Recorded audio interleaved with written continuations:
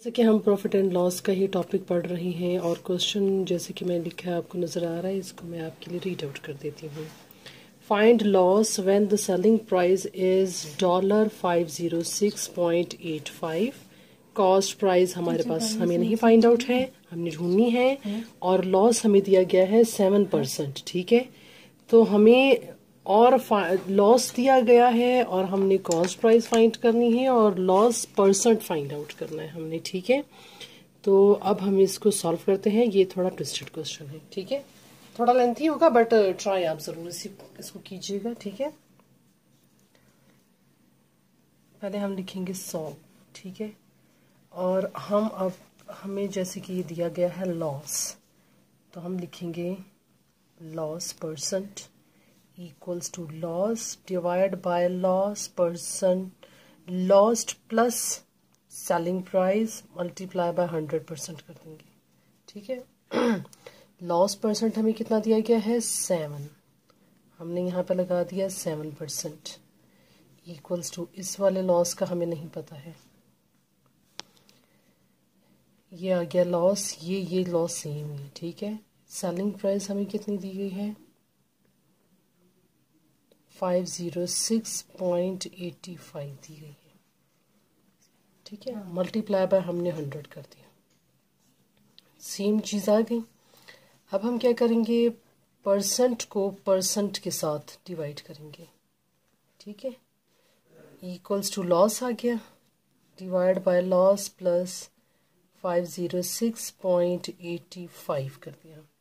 ठीक है, आप इसको क्रॉस मल्टीप्लाई भी कर सकते हो।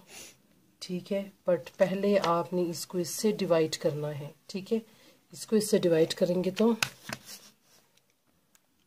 7 डिवाइड बाय 100 तो आ गया हमारे पास 0.07। हमने इनको डिवाइड करके लिखा 0.07 इक्वल्स टू, अब ये वाला जो था यहाँ पर आ गया, यह आ गया L प्लस 506.85, यहाँ पे ये बंद हो गया। ठीक है, अब यहाँ पर आ गया ये लॉस और 1 आ गया। ठीक है, इसकी वैल्यू 1 है, हमने ले ली यहाँ पर। ठीक हो गया, अब हम क्या करेंगे, अब ये आपस में मल्टीप्लाएंगे। पहले ये इससे मल्टीप्लाई होगा, फिर ये इससे मल्टीप्लाई होगा और ये फिर इससे मल्टीप्लाई होगा। ठीक है, हमने इसको किया तो है 0.07 L प्लस इसको इससे मल्टीप्लाई किया, 0.07 में हमने मल्टीप्लाई किया 506.85, तो हमारे पास अमाउंट कुछ ये आ गई, नज़र आ रही है ना अमाउंट, ये आ गई 35.4795 इक्वल्स टू L हमने कर दिया। ठीक है, 1 से मल्टीप्लाई होने के बाद वो ये आ जाएगा। अच्छा, 0.07 L प्लस 35.4795, ठीक है, इक्वल्स टू L। अब हम इसे यहाँ ले आएंगे। ठीक है, 0 पॉइंट, ये कांस्टेंट वैल्यू है ना, तो इसलिए कांस्टेंट हम यहाँ पर ले आएंगे, तो ये आ गया 35.4795। ठीक है, इक्वल्स टू हमने कर दिया L के, माइनस हो गया 0.07 L, ये L की वैल्यू 1 है। ठीक है, हम क्या करेंगे 35.4795 में से इन दोनों को माइनस करना है। ठीक है, मतलब 0.07 में से हम माइनस करेंगे, L की वैल्यू है 1 को किया माइनस। अगर L की जगह X हो, Z हो, Y हो तो भी हम 1 ही कंसिडर करेंगे। ठीक है, तो हमारे पास आ गई वैल्यू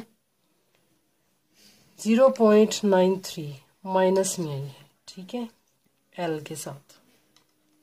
अब हमने क्या किया, L इक्वल्स टू कर दिया 35.4795 डिवाइड बाय 0.93।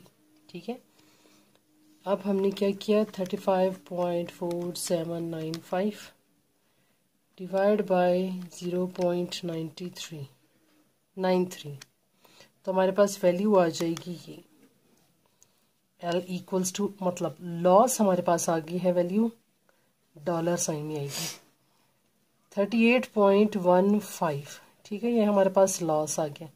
मींस हमने ये वाली रिक्वायरमेंट हमने निकाल ली। परसेंटेज हमारे पास गिवन है, हमने ये वाली लॉस हमने निकाल लिया। अब हमने कॉस्ट प्राइस फाइंड आउट करनी है। ठीक है, कॉस्ट प्राइस मैं यहीं पे कर देती हूँ ताकि आप लोगों को समझ आएगा। ठीक है, ये हमारे पास आ गया लॉस। अब हमने फाइंड आउट करनी है cost price. Cost price find out करने के लिए L equals to selling price minus cost price. Loss हमारे पास कितना आया था 38.15 इक्वल्स टू सेलिंग प्राइस हमारे पास थी 506.85 माइनस कॉस्ट प्राइस। ठीक है, हम इसे यहाँ पर ले आएंगे। ये आ गया cost price equals to 506.85 plus हो जाएगा 38.15। ठीक है, यहाँ पे माइनस, यहाँ पर प्लस हो रहा है, प्लस। ठीक है, ये इन दोनों को हम प्लस कर लेंगे।